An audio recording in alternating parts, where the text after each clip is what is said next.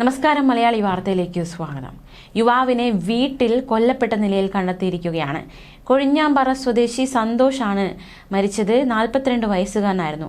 ഇന്നലെ രാത്രിയോടെയാണ് സന്തോഷിനെ വീട്ടിൽ കൊല്ലപ്പെട്ട നിലയിൽ ചുറ്റുമുള്ളവർ കണ്ടെത്തുന്ന സാഹചര്യമുണ്ടായത്. സന്തോഷ് വീട്ടിൽ ഒറ്റയ്ക്ക് താമസിക്കുന്ന വ്യക്തിയായിരുന്നു. മറ്റാരും വീട്ടിലുണ്ടായിരുന്നില്ല. സന്തോഷിനെ മൂങ്കിൽമട സ്വദേശിയായ യുവാവ് വീട്ടിൽ കയറി മർദ്ദിച്ചു കൊലപ്പെടുത്തി എന്നതടക്കമുള്ള വിവരങ്ങളാണ് പുറത്തുവരുന്നത്. പോലീസിന് അത്തരത്തിലുള്ള സൂചനകളാണ് കിട്ടിയിരിക്കുന്നത്. ഇതൊരു കൊലപാതകം തന്നെയാണ് എന്ന് തന്നെയാണ് പ്രാഥമികമായിട്ടുള്ള സൂചനകളിൽ നിന്ന് മനസ്സിലാക്കാൻ സാധിക്കുന്നത്. സംഭവത്തെക്കുറിച്ച് പോലീസ് പറയുന്നത് ഇപ്രകാരമാണ്. അവിവാഹിതനായ സന്തോഷിന് വിവാഹിതയായ ഒരു യുവതിയുമായി സൗഹൃദമുണ്ടായിരുന്നു. ഇപ്പോൾ ഇയാളെ ഈ വീട്ടിനുള്ളിൽ കയറി മർദ്ദിച്ചത് ഈ യുവതിയുടെ ഭർത്താവാണ് എന്ന രീതിയിലാണ് വിവരങ്ങൾ പുറത്തുവരുന്നത്. കഴിഞ്ഞ ദിവസം രാത്രി യുവതിയാണ് പോലീസ് സ്റ്റേഷനിലെത്തി ഈ ഒരു വിവരം പോലീസിനോട് വ്യക്തമാക്കിയത്. ഭർത്താവ് സന്തോഷിനെ മർദ്ദിച്ചതായി പറഞ്ഞെന്നും ചെന്ന് നോക്കിയപ്പോൾ അബോധാവസ്ഥയിൽ കിടക്കുന്നത് കണ്ടെന്നുമാണ് യുവതി പോലീസിനോട് പറഞ്ഞത്. പോലീസ് ഉടൻ തന്നെ സ്ഥലത്തെത്തുന്നു. വീട്ടിലെത്തി പരിശോധിക്കുന്നു. പരിശോധനയിലാണ് സന്തോഷിനെ വീടിനകത്ത് തറയിൽ മരിച്ച നിലയിൽ കണ്ടെത്തിയത്. തുടർന്ന് ഡോക്ടർ സ്ഥലത്തെത്തി മരണം സ്ഥിരീകരിക്കുകയും ചെയ്തു. നെറ്റിയിൽ മർദ്ദനമേറ്റതിന്റെ പാടുകളുണ്ട്. ടിവിയിൽ കണക്ട് ചെയ്യുന്ന കേബിളും മൃതദേഹത്തിന് സമീപത്തായി കണ്ടെത്തുകയുണ്ടായി. ഇത്തരത്തിൽ TV കണ്ടുകൊണ്ടിരിക്കുന്ന സമയത്താകാം ഈ കൊലപാതകം നടന്നിരിക്കുന്നത്. മർദ്ദിക്കുന്നു, പിന്നീട് അത് കൊലപാതകം എന്ന രീതിയിലേക്ക് കടന്നിരിക്കുന്നു. തീർച്ചയായിട്ടും നടക്കുന്ന സംഭവമാണ് ഉണ്ടായിരിക്കുന്നത്. മൂങ്കൽമട സ്വദേശി ആറുചാമിയാണ് പോലീസ് കസ്റ്റഡിയിലെടുത്തത്.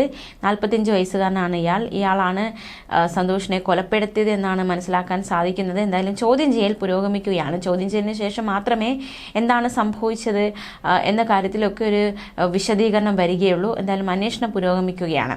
ചിറ്റൂർ DYSP VA കൃഷ്ണദാസിന്റെ നേതൃത്വത്തിലുള്ള പോലീസ് സ്ഥലത്തെത്തി അന്വേഷണം നടത്തുകയാണ്. എന്തായാലും എന്താണ് ആ വീട്ടിനുള്ളിൽ സംഭവിച്ചത്? രാത്രി ഈ സുഹൃത്തിന്റെ ഭർത്താവ് വീട്ടിലെത്തുന്നു. അവർക്ക് ഇടയിൽ തർക്കങ്ങൾ ഉണ്ടായി കാണാം. ആ തർക്കം ഒരു മർദ്ദനത്തിലേക്ക് നയിക്കപ്പെടുന്നു. ചിലപ്പോൾ ആറുചാമി കരുതിയത് മർദ്ദിച്ചു ബോധം പോയതായിരിക്കാം എന്നായിരിക്കും. അതാണ് ഭാര്യയോട് വന്ന് താൻ മർദ്ദിച്ചു എന്ന് പറഞ്ഞത്. അതിനുശേഷം ഈ സുഹൃത്ത് തന്നെ സന്തോഷിന്റെ വീട്ടിലെത്തി നോക്കുമ്പോൾ അബോധാവസ്ഥയിൽ സന്തോഷിനെ കാണുന്നു. തുടർന്ന് പോലീസ് സ്റ്റേഷനിലെത്തി പരാതി നൽകുന്നു. പോലീസ് എത്തി പരിശോധിക്കുമ്പോൾ സന്തോഷിന്റെ മരണം സംഭവിച്ചിരിക്കുന്നു. ഇത്രയുമാണ് സംഭവിച്ചത്.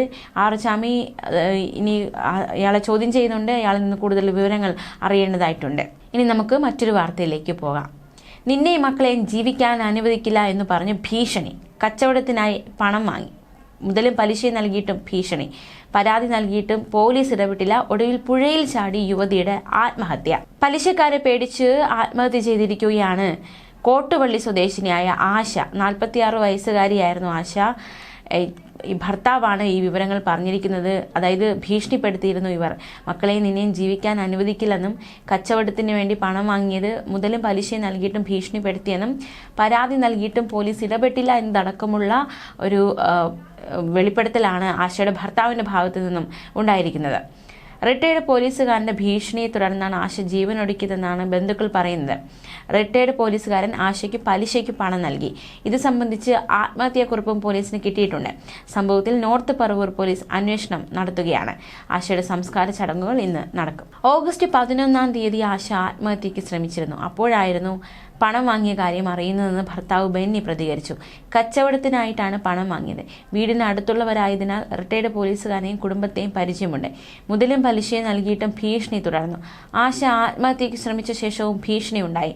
3 തവണയാണ് ഭീഷണി മുഴക്കിയത്. 2 തവണ വീട്ടിലും 1 തവണ പോലീസ് സ്റ്റേഷനിലും വെച്ച് ഭീഷണിപ്പെടുത്തി.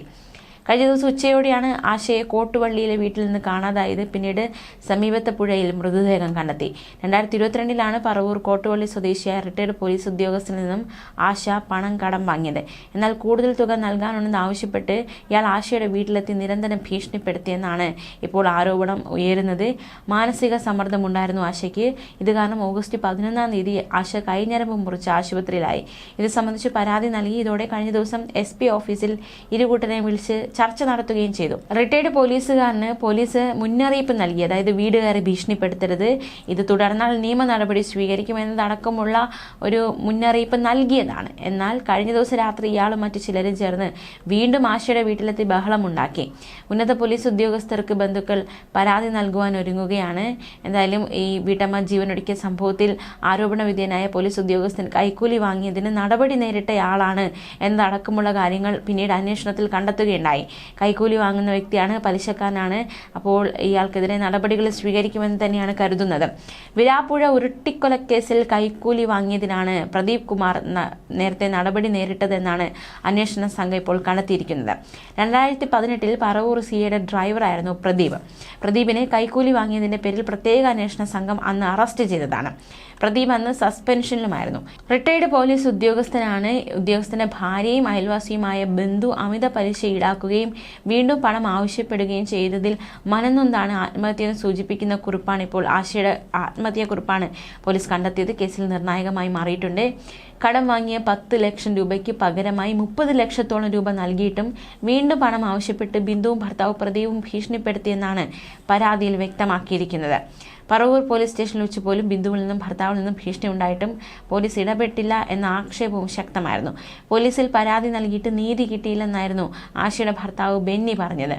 ഭീഷണിയെക്കുറിച്ച് ആശ ആലുവ റൂറൽ എസ്.പിക്ക് കഴിഞ്ഞ ദിവസം പരാതി നൽകിയിരുന്നു. പരാതിക്ക് പിന്നാലെ പറവൂർ പോലീസ് ഇരുകൂട്ടനെ സ്റ്റേഷനിൽ വിളിച്ചു വരുത്തി സംസാരിച്ചു. ഇതിന് പിന്നാലെ പലിശക്കാർ രാത്രി വീണ്ടും ആശയുടെ വീട്ടിലെത്തി ഭീഷണി മുഴക്കി. ഇതിൽ മനംനൊന്തായിരുന്നു ആശ ആത്മഹത്യ ചെയ്തതെന്നാണ് കുടുംബം പറയുന്നത്.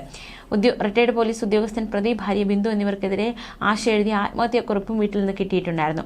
മുതലും പലിശയും തിരിച്ചടച്ചിട്ടും പലിശക്കാർ ഭീഷണി തുടർന്നുവെന്നാണ് ആശയുടെ ആത്മഹത്യാക്കുറിപ്പിൽ ആരോപിച്ചിരിക്കുന്നത്. ഈ ആശയ്ക്ക് പണം നൽകിയ ബിന്ദുവും ഭർത്താവും വീട്ടിലില്ലെന്നാണ് വിവരം. ഇവരെ ഒളിവിലാണ്, ഇവരെ കണ്ടെത്തേണ്ടതായിട്ടുണ്ട്. ഇന്നലെ വൈകിട്ടോടെ രണ്ടുപേരും വീട്ടിൽ നിന്ന് പോയി എന്നാണ് അയൽവാസികൾ അടക്കമുള്ളവർ പറയുന്നത്. ആശ ആത്മഹത്യ ചെയ്തതോടെ ഇരുവരും വീട് വിട്ടു പോവുകയായിരുന്നു. സംഭവത്തിൽ പോലീസിനെതിരെ വ്യാപകമായി വിമർശനം ഉയരുന്നുണ്ട്. എന്തായാലും വീട്ടമ്മയുടെ പോസ്റ്റ്മോർട്ടം നടപടികളൊക്കെ പൂർത്തിയാക്കേണ്ടതായിട്ടുണ്ട്. പോസ്റ്റ്മോർട്ടം ഇന്ന് നടക്കും. രാവിലെ പറവൂർ താലൂക്ക് ആശുപത്രിയിലാണ് ആശാ ബെന്നിയുടെ പോസ്റ്റ്മോർട്ടം നടക്കുക. ഇന്നലെ ഉച്ചയോടെയാണ് വീടിന് സമീപത്തെ പുഴയിൽ ചാടി ആശാ ബെന്നി ജീവനൊടുക്കിയത്. പോലീസിൽ പരാതി നൽകിയിട്ട് നീതി കിട്ടിയില്ലെന്ന് ആശയുടെ ഭർത്താവ് ബെന്നി ആരോപിക്കുന്നുണ്ട്. കടം വാങ്ങിയ 10 ലക്ഷം രൂപയ്ക്ക് പകരമായി 30 ലക്ഷത്തോളം രൂപ നൽകിയിട്ടും വീണ്ടും പണം ആവശ്യപ്പെട്ട് ബിന്ദുവും ഭർത്താവ് പ്രദീപും ഭീഷണിപ്പെടുത്തിയെന്നാണ് പരാതി. പറവൂർ പോലീസ് സ്റ്റേഷനിൽ വെച്ച് പോലും ബിന്ദുവിൽ നിന്നും ഭർത്താവിൽ നിന്നും ഭീഷണി ഉണ്ടായിട്ടും പോലീസ് ഇടപെട്ടില്ല എന്ന ആരോപണവും ഈ നിലവിൽ ശക്തമാവുന്നുണ്ട്. എന്തായാലും വൈകുന്നേരം 3 മണിയോടെയാണ് ആശയുടെ സംസ്കാര ചടങ്ങുകൾ നിശ്ചയിച്ചിരിക്കുന്നത്. ഭീഷണിയെക്കുറിച്ച് ആശ ആലുവ റൂറൽ എസ്.പിക്ക് കഴിഞ്ഞ ദിവസവും പരാതി നൽകിയിരുന്നുവെന്നാണ് വിവരം. പരാതിക്ക് പിന്നാലെ പറവൂർ പോലീസ് ഇരുകൂട്ടരെ സ്റ്റേഷനിൽ വിളിച്ചു വരുത്തി സംസാരിച്ചിരുന്നു. ഇതിന് പിന്നാലെ പലിശക്കാർ രാത്രി വീണ്ടും ആശയുടെ വീട്ടിലെത്തി ഭീഷണി മുഴക്കി. ഇതിൽ മനംനൊന്താണ് ആശ ആത്മഹത്യ ചെയ്തതെന്നാണ് കുടുംബം ആരോപിക്കുന്നത്. ന്യൂസ് ഡെസ്ക് മലയാളി വാർത്ത.